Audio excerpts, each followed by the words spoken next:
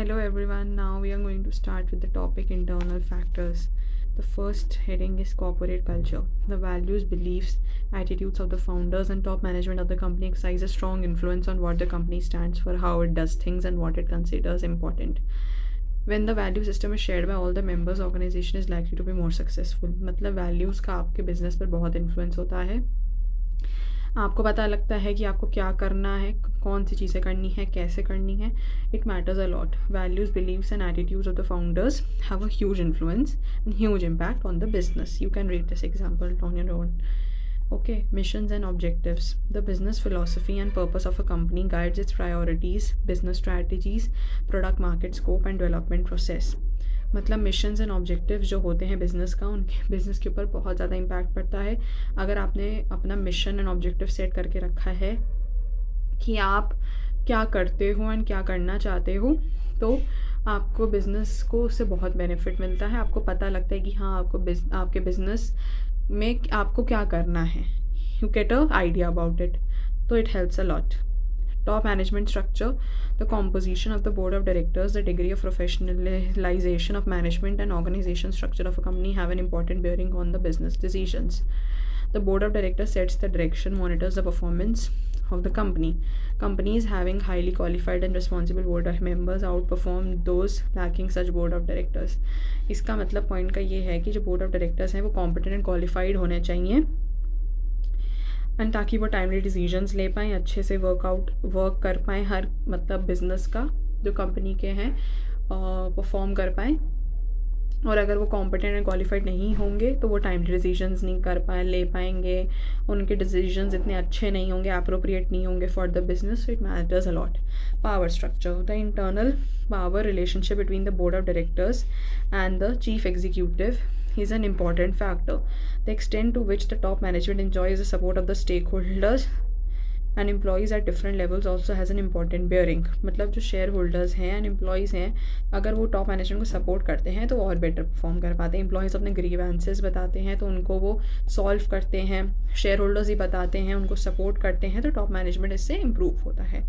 The company image and brand equity. The image and brand equity of the company plays a significant role in raising finance, forming alliances, choosing dealers and suppliers, launching new products, entering foreign market. जो company की image है उसका बहुत influence पड़ता है उसके raising finance company कब raise कर पाएगी, जब उसकी मतलब उसकी ब्रांड का नाम होगा, मतलब इमेज होगी कंपनी की, तभी तो रेस कर पाएगी finance.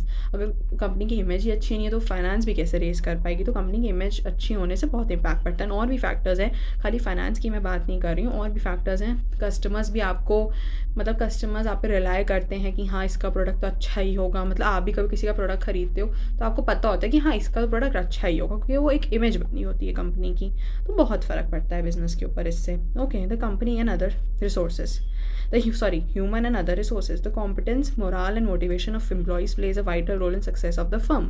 Tata Steel could easily carry out a large-scale modernization and restructuring. Some companies face great difficulty in carrying out such programs due to the strong resistance by the employees and the unions.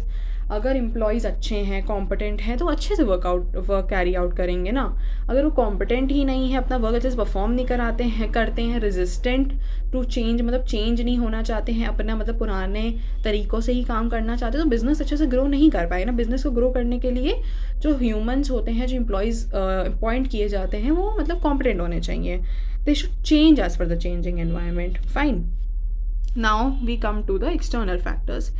इसमें आपका पहला वाला है, आप एक बार read कर लीजिएगा, and इसमें डेफिनेशन वगैरह भी दी हुई है कि जो एक्सटर्नल फैक्टर्स होते हैं, they are the individuals and groups और agencies with which a particular business organization comes into direct and frequent contact in the course of its functioning. These individuals and groups are known as stakeholders because they have stake financial interest in the working and performance. वही सब बातें लिखी हैं, तो इसमें आज सच कुछ नहीं है, बस डेफिनेशन आप कर लीजिएगा.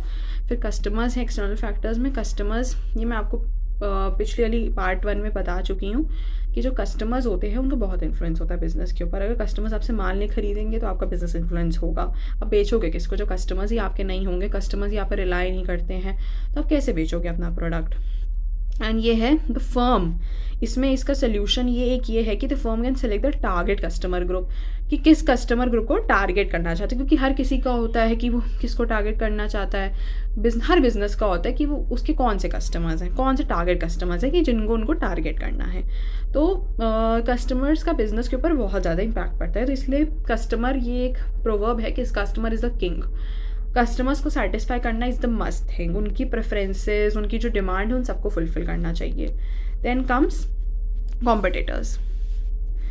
The company may have both the direct and indirect competitors. Direct competitors are the other firms which offer the same or similar product. Direct competitors वो होते हैं जो same product offer करते हैं, और जो indirect होते हैं comes from the firms weighing for discretionary income. Indirect competition वो होता है जिनका इनडायरेक्ट इन्फ्लुएंस होता है बिजनेस, मतलब इनडायरेक्ट कॉम्पिटिशन में इनडायरेक्टली इन्फ्लुएंस करते हैं एंड इनडायरेक्ट होते हैं कॉम्पिटिशन में। कुछ लोग डायरेक्टली करते हैं, इसका एग्जांपल दिया हुआ कर लीजिएगा। वैसे इसका मतलब पॉइंट का ये है कि जो डायरेक्ट कॉम्पिटिटर्स होते हैं वो डायरेक्टली मतलब सेम प्रोडक्ट, सिमिलर प्रोडक्ट ही सेल करते हैं, और जो इनडायरेक्ट होते हैं वो इनडायरेक्ट तरीके से इन्फ्लुएंस करते हैं, चाहे वो सेम प्रोडक्ट ना सेल करते हो, बट उनका इनडायरेक्ट इन्फ्लुएंस होता है। Okay, now come supplier. Supplier वाले पॉइंट में ये है कि who supply raw materials and components to the company। इस पॉइंट का ये मतलब है कि वो raw material and component supply करते हैं कंपनी को। तो अगर वो सपोज़ कभी आपको रॉ मटेरियल नहीं देंगे तो आप कुछ नहीं कर पाओगे। आप उनको कंट्रोल नहीं कर सकते कि रॉ मटेरियल आपको मिले।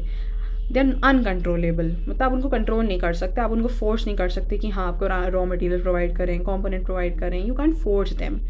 ओके, एंड अगर आपका बिज़नेस का खाली एक ही सप्लायर होगा तब आपके बिज़नेस में बहुत इम्पैक्ट पड़ेगा, क्योंकि अगर एक ही सप्लायर हो तो आपको उसके हिसाब से चलना पड़ेगा, वो जो प्राइजेस बोलेगा आपको वो पे करने पड़ेंगे, तो बहुत इम्पैक्ट पड़ता है। मिडल मैन, जो मिडल मैन होते हैं they have a huge impact. Middle man वो लोग होते हैं जो कस्टमर्स और जो कंपनी है उसके बीच के लोग होते हैं, मतलब they serve as a link between the company and the customers.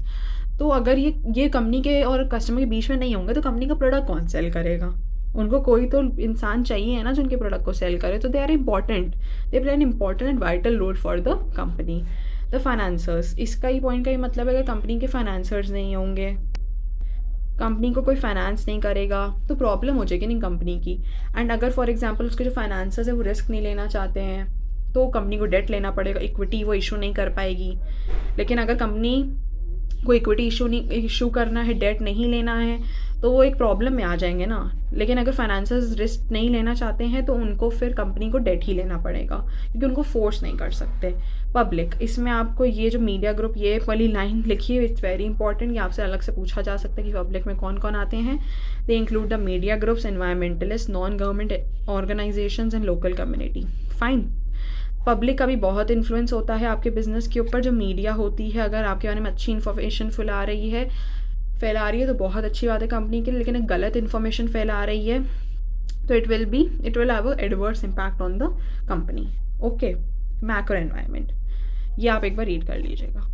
The macro environment, it is an indirect action environment, मतलब मैक्रो एनवायरनमेंट का इनडायरेक्ट इन्फ्लुएंस होता है आपके बिजनेस के ऊपर, डायरेक्ट नहीं होता है। ओके, इसमें it refers to general remote which the business firm and forces in its micro environment operate. A company does not directly or regularly interact with the macro, मतलब उनका ज़्यादा इंट्रैक्शन नहीं होता है। मतलब जैसे आपके कस्टमर्स वगैरह उनके साथ आपका इंट्रैक्शन होता है, ठीक है, एग्जाम्पल ले रही हूँ कि जो कस्टमर्स है उनका इंट्रैक्शन आपके साथ होता है, बट इन लोग का नहीं होता आपके साथ interaction. The forces in the macro environment, however, create opportunities and pose threats to the company. The macro environment forces are less controllable than the micro forces. Therefore, the success of an enterprise depends on its ability to adapt to the macro environment. Okay. ये होते हैं 5 type के: economic, social, technological, political, legal. Economic environment, इसका ये मतलब है, ये बहुत इंपॉर्टेंट है, या पूरा आपको लर्न करना पड़ेगा। Okay, economic environment. The economic environment consists of the factors, forces concerning the means of production, distribution of wealth. It includes all such forces of economic development which influence the product, market, scope of business. The main components of economic environment are as follows. The nature of economic system, मतलब मैं आपको एक just बता दे रही हूँ, just for explanation, कि इन points का ये होता है कि जैसे आपका इंटरेस्ट रेट बढ़ गया ठीक है, तो अब लोन उसको ज़्यादा इंटरेस्ट रेट पे लेना पड़ेगा, कंपनी को बहुत इन्फ्लुएंस होगा।